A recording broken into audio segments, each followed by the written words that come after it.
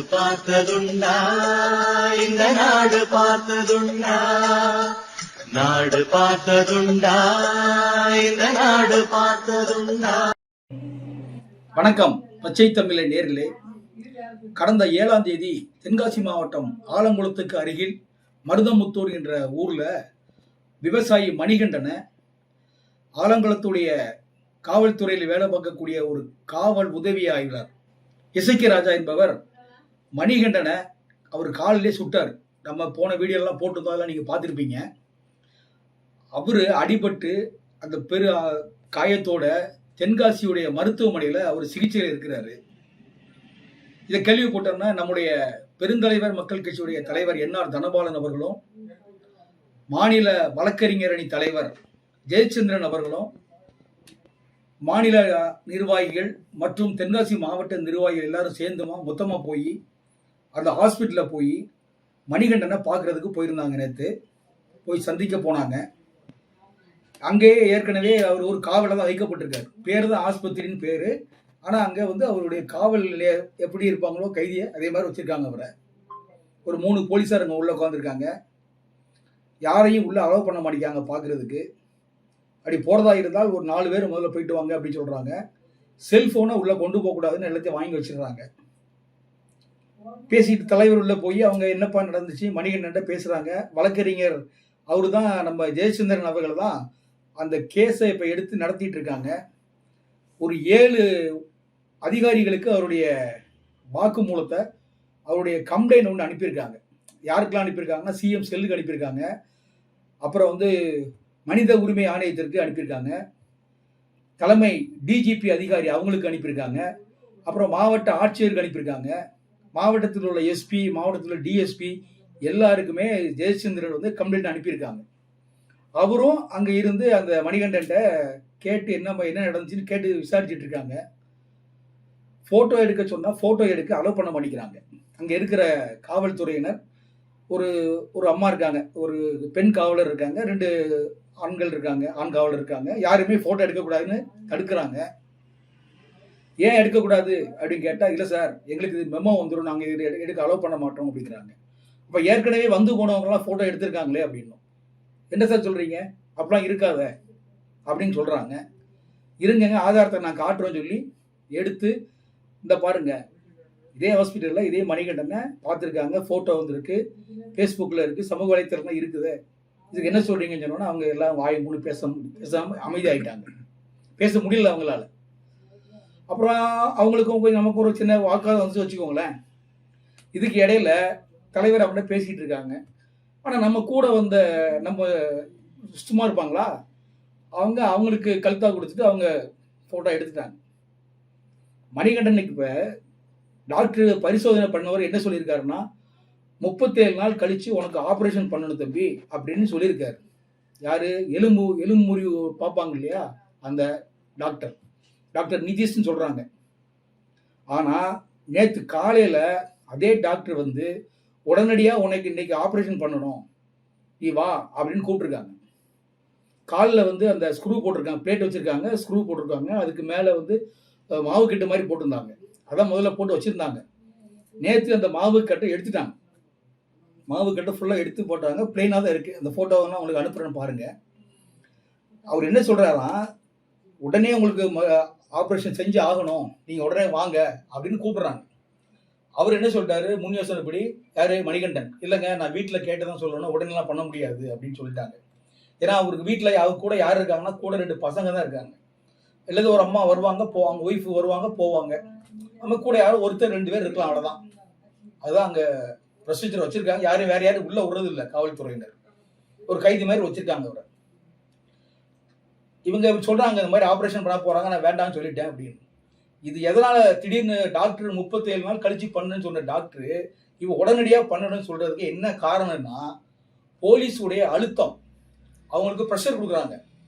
அவனை சீக்கிரம் ஆப்ரேஷன் பண்ணி அவனை நடக்க வைங்க அப்படி சொல்கிறாங்க. காலையில் கட்ட பிரித்தவொடனே டாக்டர் என்ன சொல்கிறாரா, நீ நம்ம நடக்கலாமப்பா, நீ நடந்து போ அப்படி சொல்கிறாங்க. அவரால் காலை தூக்கி வைக்க முடியல. நீங்களே பாருங்கள், ஸ்க்ரூ போட்டு முறுக்கி வச்சிருக்கு, எப்படிங்க நடக்க முடியும்? ஒரு பாத்ரூம் போனால் கூட அவருக்கு பெட்டில் தான் போகணும், ஏற்பாடு பண்ணணும். ஒரு அவசர உபாதைக்குன்னா அவர் எழுந்துச்சு பாத்ரூம் போக முடியுமா?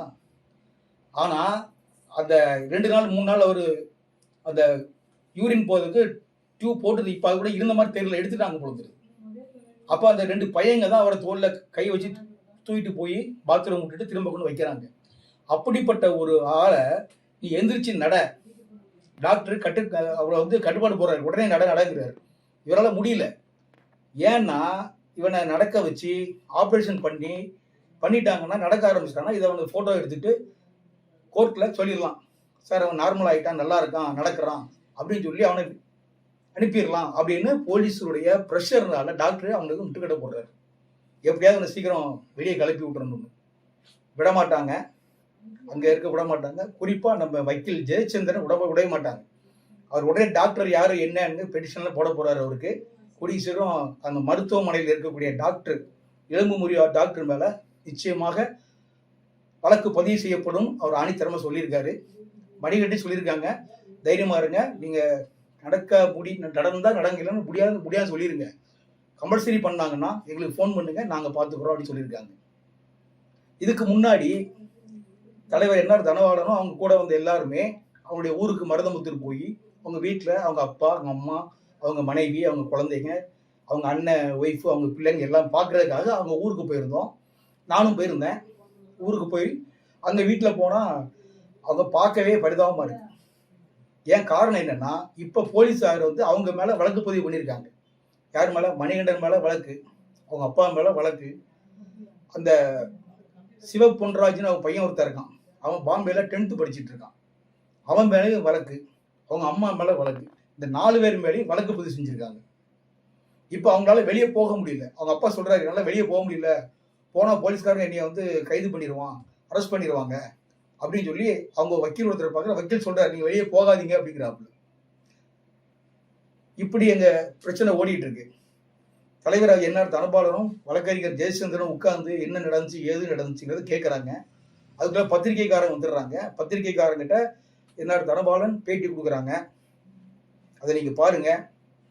ஏன்னா வந்து அவங்க குடும்பத்துக்கு பேக்ரவுண்டு சப்போர்ட் யாரும் இல்லை.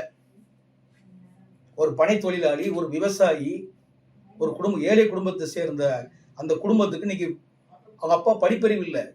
அவங்களுக்கு என்னமோ அவங்க தெரியல, பேசுறதே குழப்பக்குள்ள பேசுறாங்க அவங்க. ஏன்னா பையனை அந்த இடத்துல வச்சுட்டு இப்படி இருந்தால் அவரால் எப்படி பேச முடியும்? அவங்க அம்மா அதுக்கு மேலே அழுகுறாங்க. பாவம் அவங்க மனைவி நெருக்கடியாக நிற்கிறாங்க, 2 குழந்தைங்க. அவரால் இனிமேல் மணிகண்டனால் மரம் ஏற முடியாது, நடக்கிறதே கஷ்டம். அப்படிப்பட்டவர் எப்படி குடும்பத்தை நடத்த முடியும் அப்படின்னு அவங்க அழுகுறாங்க. அந்த வீடியோவை நீங்களே பாருங்க. நன்றிங்க.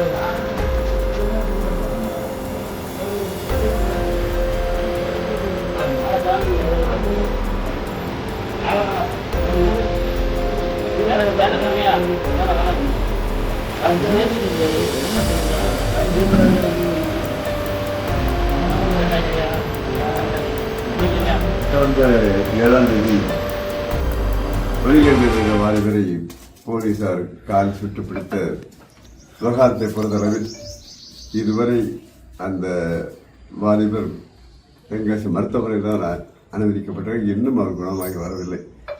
ஆனால் அதே சமயத்தில் அவர் குடும்பத்தை சேர்ந்த வயதான அவருடைய தகப்பனார் மீதும் 10வது படிக்கிற வாலிபன் மீதும் என்னுடைய மனைவி வந்து அத்தனை பேரும், அதாவது A1, A2, A3, A4 என்று வழக்கு பதிவு செய்து அவர்களே வயதான காலத்தில் சொல்கிறார், நான் இது வயதுக்கு ஒரு நடவு நடக்க செல்ல முடியவில்லை என்று. 10ஆம் வகுப்பு படிக்கிற அவருடைய சொந்தக்காரன் பேசுகிறேன், நான் வந்து பாம்பேயில் படித்துக்கொண்டு என்னுடைய ஃபியூச்சர் பாதிக்கும் என்று பயந்த ஒரு நிலையில் இருக்கிறார்கள். ஆனால் நடந்தது என்பது அத்தனை மீடியாக்களும் ஏற்கனவே வெளிச்சம் போட்டு காட்டியிருக்கின்றீர்கள். அவர்கள் தவறு செய்யாத ஒருத்தரை, அதாவது அவர்கள் கண்ணுமண்ணு நடந்த இடத்தில் லேசாக அவருடைய நெற்றியிலே அடிபட்டிருக்கலாம். ஆனால் அதற்காக அவர் பழி தீர்க்கும் முறையில், அதாவது அவருடைய ரீல் மோகத்தினார், அவர் ரீலில் அவரை எவரை காட்டிக் கொண்டிருக்கிறார்னா, அதாவது சிங்கம் 1 சிங்கம் 2 போல் சூர்யாவை போல் தன்னை நினைத்துக் கொண்டு அவர் துப்பாக்கி வைத்து அவர் ரீல் மோகத்தினார். அதே முகத்தின் வேகத்திலே துப்பாக்கியை எடுத்து அவர் காலில் சுட்டு, அதாவது சினிமாவில் காட்டுப்பது போல், சினிமாவில் நடப்பது போல் அவர் செய்திருக்கிறார். ஆனால் உடனடியாக நாங்கள் அன்று சென்னையிலே ஐஜி அவர்களை சென்று சந்தித்தோம், சொந்த மதிப்பு கொடுத்தோம். கேட்டவுடன் உடனடியாக அவர் சஸ்பெண்ட் செய்யப்பட்டார். இருந்தால் அவர் வழக்கு பதிவு செய்யப்பட்டது. இருந்தால் இன்று வரை அவர் டிஸ்மிஸ் செய்யப்படவில்லை, கைது செய்யப்படவில்லை. அதற்கு உடந்தையாக இருந்த அந்த ஸ்டேஷனுடைய இன்ஸ்பெக்டர் அவர்கள் மீதும் அவர்களும் வழக்கு பதிவு செய்ய வேண்டும், அவர்களை கைது செய்ய வேண்டும் என்ற எங்களுடைய கோரிக்கை. ஏன்னா இன்று மிகவும் ஏழ்மையான அந்த ஆதிவேல் இன்ஸ்பெக்டர் அவர்களையும் வழக்கு பதிவு செய்ய கைது செய்ய வேண்டும் என்றுதான் நீங்கள் கோரிக்கை. இந்த ஏழை குடும்பத்தை பொறுத்தவரை நீங்கள் பார்த்திருக்க அவருடைய நிலைமை பாருங்கள். வயலுக்கு செல்ல முடியவில்லை, பள்ளிகளுக்கு செல்ல முடியவில்லை. எங்களுடைய நிலைமை என்ன ஆகுமோ, எப்பொழுது எங்களுக்கு ஏதாவது நாளை மறுநாள் கோர்ட்டுக்கு வர சொல்கிற நடுங்கக்கூடிய நிலையில் இருக்கு. இதில் உடனடியாக நம்முடைய தமிழக அரசு தலையிட வேண்டும். அதாவது டிஜிபி அவர்கள் தலையிட வேண்டும். இந்த 2 கால்கள் சுட்ட காரணம் கிட்டத்தட்ட அவர் வாழ்நாள் முழுவதும் அவர் 2 கால்களை இழந்து கிட்டத்தட்ட ஊனமுற்றவராகத்தான் வாழ்க்கை இருக்கப் போகிறார். ஆகையினால் நாங்கள் ஏற்கனவே, அதாவது ஹியூமன் ரைட்ஸ் கிட்டத்தட்ட எல்லா அரசாங்கத்துடைய நிறுவனங்களுக்கும் எங்களுடைய கோரிக்கையில் நடந்த நிகழ்வுகளை தெரிவித்திருக்கிறோம். அவர் குறைந்து 1 கோடி ரூபாயாவது அவர் காம்பன்சேஷன் கொடுக்கவில்லை என்றால் அந்த குடும்பம் வாழ்வாதார நிலையற்ற சூழ்நிலை போய்விடும். அவருடைய வாழ்வு என்று முடிந்துவிடும் என்பது. ஆகையினால தான் நாங்கள் நடந்து, என்னன்னா அவருக்கு பெரிய ஒரே வார்த்தை சொல்றார், எனக்கு படிப்பறிவு இல்லையா, எனக்கு என்ன தெரியும் என்று அவர் முடித்துக் கொண்டார். ஆகையால் அவருக்கு உறுதுணையாக நாங்கள் இருந்து வழக்குகளையும் காவல்துறையும் அணுகி சுகமான பிரச்சனை இல்லை, கண்டிப்பாக அவர் கைது செய்யப்பட வேண்டும். அவர் வழக்கு பதிவு செய்தால் மட்டும் போதாது, அவர் டிஸ்மிஸ் செய்யப்பட வேண்டும். 1 கோடி ரூபாய் கண்டிப்பாக நிவாரணத்துக்கு வழங்க வேண்டும் என்பதற்காக தான் நாங்கள் இது சென்னையிலிருந்து வந்திருக்கிறோம். இது சம்பந்தமா மேலும் நீங்க சென்னையில முதலமைச்சர் எல்லாம் சம்ம டிபார்ட்மெண்ட்ல பேச போறீங்களா? இல்ல இப்ப ஏன்னா அவங்கள வழக்கு பதிவு பண்ணப்பட்டிருக்கு. இப்ப இன்னைக்கு முதல்வர் இன்னைக்கு தேர்தல் நடக்கும் காரணத்தினால முதல்வரை பொறுத்த எந்த முடிவும் எடுக்க முடியாது. இன்னைக்கு தேர்தல் கமிஷன்களுடைய கண்ட்ரோல் இருக்க காரணத்தினால ஒன்றும் பண்ண முடியாது. இருந்தாலும் வருகிற அடுத்த மாதம் தேர்தல் ரிசல்ட் கண்டிப்பாக முதல் வாரத்திலே எந்த கட்சி ஆட்சி அமைக்கப் போகிறது முடிவார்கள். அது எப்படி ஒரு பக்கம் இருந்தாலும் உடனடியாக தீர்வு காணவில்லை என்றால் இதே ஊரில் குறைந்ததாவது இந்த ஆலங்குளத்தில் குறைந்தது ஒரு 10,000 பேர்களை வைத்து மிகப்பெரிய ஒரு ஆர்ப்பாட்டம் போராட்டம் நடைபெறும். இங்கோடு மட்டுமல்ல, இது தொடர்கதையாகும் என்பதை நாம் தெரிவிக்க முடியும். இல்லை, இப்ப நீங்க எடுக்கிற முடிவு தொடர்ச்சி அந்த பகுதியில் பனை தொழிலாளர் நடந்துட்டு இருக்கு. இதுக்கு நீங்க ஒரு முக்கிய முடிவு எடுப்பீங்களா உங்க பெருந்தலை மக்கள் கட்சி சார்பா? பெருந்தலை மக்கள் கட்சிக்காக இன்னைக்கு நேரத்தில் கேட்டீங்களா, 1996 பனை தொழிலாளர்கள் தமிழகம் முழுவதும் எங்கெங்கெல்லாம் பிரச்சனைகள் தொடர்ச்சியாக நாங்கள் உறுதுணையாக இருந்திருக்கோம், அவர்கள் பாதுகாவலாக இருந்திருக்கோம். வழக்குகளை நிறைய நாங்கள் சந்தித்திருக்கோம். அதோடு மட்டுமல்ல, இன்னும் சொன்னால் நீண்ட நெடிய கதை. கிட்டத்தட்ட கல்லுக்கு உரிமை வேண்டும் என்பதற்காக கிட்டத்தட்ட சேலத்தில் ஒரு ஊர்வலம் நடத்தினோம். கிட்டத்தட்ட 5.5 மணி நேரம் இடத்தை கடப்பதற்காக. அதுபோன்று ஏன் ஆட்சிகள் மாறுகிறது, அதாவது அண்ணாடிக்கு டிஎம்கே மாறி வந்தாலும் வரும்போதெல்லாம் சொல்லுங்க, நாங்கள் கண்டிப்பாக கல் இறக்குவதற்கு உரிமை பெற்று தருவோம் நாங்கள் ஆட்சிக்கு வந்தாலும். ஆனால் வந்த பிறகு அவர்கள் டாஸ்மாக் கவனம் முழுமையாக செய்வோம். ஏனென்றால் கல் கடையை திறந்தாலோ இல்லை கல் ஒரு உரிமையை கொடுத்தாலோ அதனால் IMF என்று சொல்லக்கூடிய ஃபாரின் லிக்கருடைய வருமானம் குறையும், அரசாங்க வருமானம் குறையும். பயத்தினால் அவர் செய்ய மாட்டேங்கிறார்கள் என்பதுதான் தர்சனமான உண்மை. இருந்தாலும் இது பொய் வழக்கு என்பது அவர் பதநீர் இறக்கினாலும் கல் விற்றார் என்று வழக்கு கேப்டலியே என்று வெளியில் வர முடியாத அளவுக்கு அவர்கள் பதியப்படுகிறது.